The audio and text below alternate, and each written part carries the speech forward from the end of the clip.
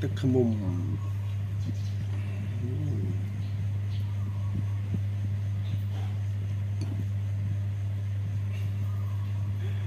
wow được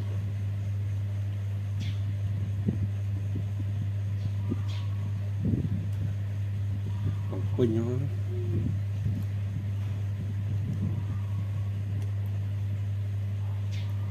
hay là cái môn về tục bạch ở tục nó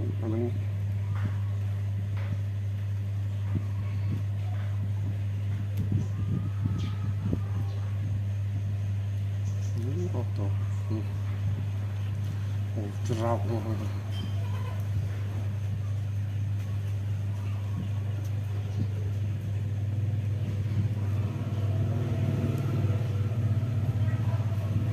nè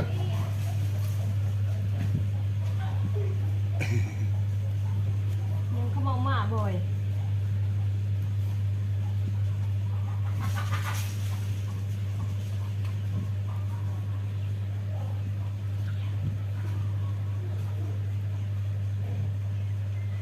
to quỳnh tật chớn rồi đấy to con chớn đấy ngọt lại đồng kẹt đá đó cho rau không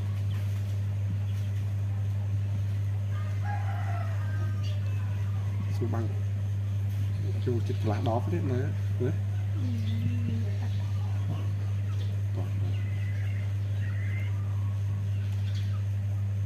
tận đây bị hố ta mình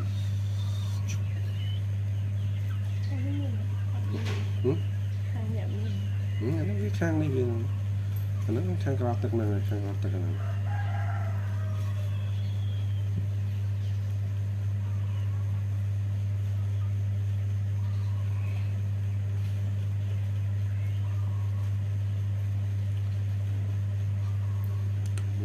không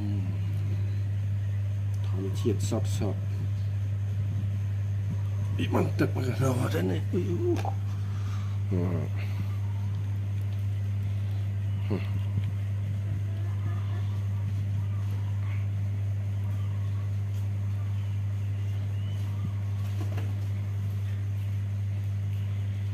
chọn đất tự nè